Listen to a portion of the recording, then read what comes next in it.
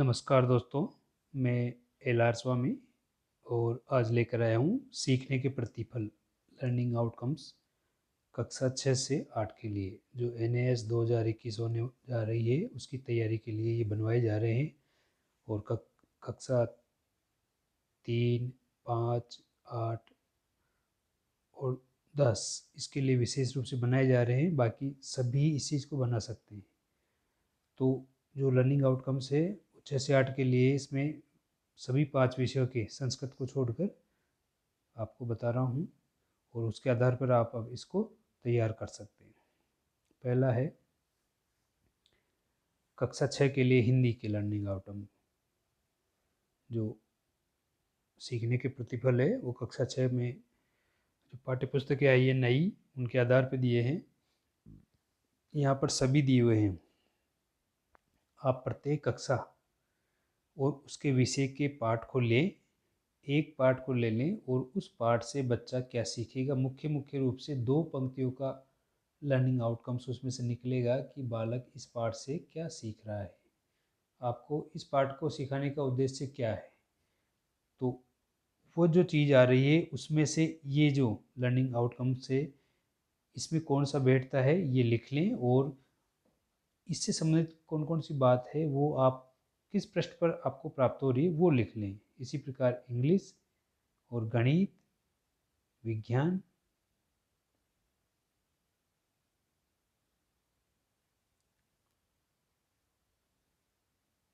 और सामाजिक, यानी कि प्रत्येक कक्षा के 5-5 विषयों के लर्निंग आउटकम्स सीखने के प्रतिफल यहाँ दिए हुए हैं।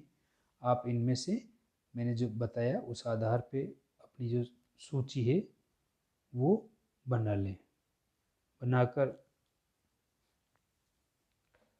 तैयार कर लें और आगे जाने दें। कक्षा 7 में भी वही चीज़ है कि एक पाठ लें, पाठ लेने के बाद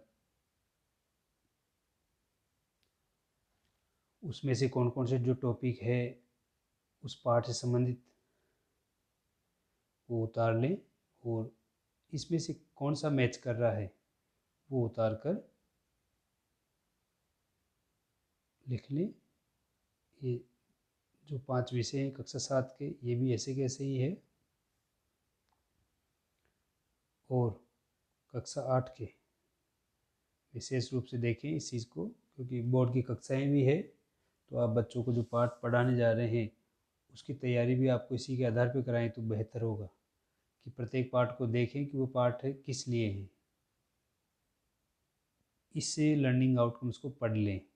इसको पढ़ने के बाद आपको ये पता पड़ जाएगा कि जो प्रत्येक पाठ दिया हुआ है, जैसे कहानी है, निबंध है, कविता है, तो उसके क्या क्या उद्देश्य हैं, बालक को वो क्यों पढ़ाना चाहते हैं। एक तो ये अर्थात विधा के आधार पे जो उद्देश्य होते हैं वो, भाषाई आधार पे उद्देश्य होते हैं वो, और एक नैतिकता या व्यवहारिक आधार पर हम जो सीख दे रहे हैं बच्चे को एक वो उद्देश्य होता है। तो जो भी उद्देश्य हैं वो सारे कैसे पूरे करेंगे वो आप उससे पूरे करवा लें। ऐसे इंग्लिश के हैं वही भाषाई विधाएँ हैं, ग्रामर है और जो उसका वोकेबलरी जो शब्द भंडार है उससे संबंधित जितनी भी चीज़ें हैं वो आप देख लें। गणित में है तो गणित में जो दे रखे हैं 5 या 6 प्रकार से टॉपिक जो होते हैं कि संख्या ज्ञान है, आकृति ज्ञान है और जो भी उनके जितने भी प्रकार के हैं वो सारे उसे याद है और वो उसको स्वयं बना लेता है। ये चीज़ें ध्यान में रखें। ये गणित यहाँ कक्षा 7 लिखा आ गया, कक्षा 8 होना चाहिए। विज्ञान है, विज्ञान के समस्त टॉपिकों से संबंधित यहाँ पर दिया हुआ है। यदि आप जैसे कोशिका संरचना पढ़ा रहे हैं तो कोशिका संरचना से संबंधित जो जो भी चीज़ें यहाँ हैं इससे सीखने के प्रतिफल के अंदर कोशिका संरचना से संबंधित जो भी चीज़ें हैं वो उस पाठ से संबंधित आ जाएगी और आप उस पाठ के पेज नंबर लिख सकते हैं। ऐसे ऐसे सामाजिक है, जिस जिस पाठ से संबंधित जो जो चीज़ हैं वो आप यहाँ पर ले लें और उसमें से 2 लाइन या 3 लाइन जो भी बनती है उस पाठ से संबंधित जोड़कर लर्निंग आउटकम्स बना सकते हैं। तो ये जो लर्निंग आउटकम्स है ये पूरे पुस्तक के हैं। आप इसमें से छाँट छाँट कर छोटे छोटे 1 लाइन 2 लाइन और आप अपने पाठ से जोड़ कर कि पहले पार्ट में या दूसरे पार्ट में कौन सी चीज़ बालक सीखेगा, वो आप इन लर्निंग आउटकम से या सीखने के प्रतिफल में से छांट लें और वो लिख कर उसके आगे पाठ का नाम लिख दें, पृष्ठ संख्या लिख दें और उसकी पूर्ति कर दें। इस प्रकार आप लर्निंग आउटकम्स की जो सीट है वो तैयार करके अपने डीडीओ के पास जमा करा सकती हैं। यहाँ पर देख लें, ये लर्निंग आउटकम से एक बार और मैं कुछ देर रोक के दिखा सकता हूँ जिससे आप लिख सकते हैं। ये सामाजिक कक्षा 8 का है, इसमें सभी पाठ आ गए हैं।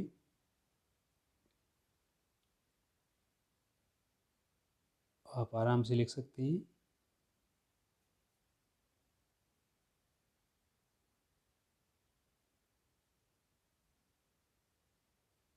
फिर विज्ञान का है ये, इसमें भी आप देख सकते हैं कि विज्ञान में सभी पाठों से संबंधित सभी चीज़ें दे रखी है, पढ़ लें।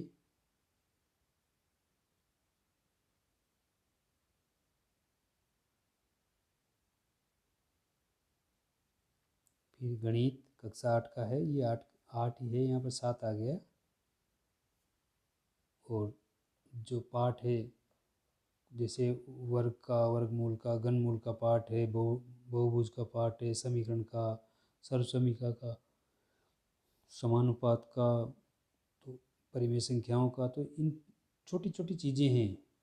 बहुत सारे साथी इन्हें देखकर कंफ्यूज हो जाते हैं कि ये कैसे बनाएंगे, क्या करेंगे। छोटी छोटी सामान्य बात कि आप उस जैसे पहला पार्ट ले लिया आपने कि पहले पार्ट को पढ़ाने से बच्चा क्या सीखेगा, पहले पार्ट को पढ़ाने से बच्चे का क्या उद्देश्य पूरा होगा, या आपका क्या उद्देश्य है कि आप उसको पहला पार्ट पढ़ाना चाहते हैं। तो ये 2 या 3 आपको 3 सवाल कीजिए कि इस पाठ को पढ़ने से बच्चा क्या सीखेगा, आप ये पाठ क्यों पढ़ाना चाहते हैं, या इस पाठ को पढ़ाने का क्या उद्देश्य है, बच्चा इससे क्या ज्ञान प्राप्त करेगा। ऐसे 3 प्रश्नों के उत्तर, उस पाठ से जो उत्तर मिले वही लर्निंग आउटकम्स है आपकी। इस चीज़ का विशेष ध्यान रखिए, ज़्यादा कंफ्यूज नहीं हो आप। तनाव लेने से कोई फ़ायदा नहीं है, ऐसा कुछ भी नहीं है इसमें कि आपको समझ में नहीं आए, आता है।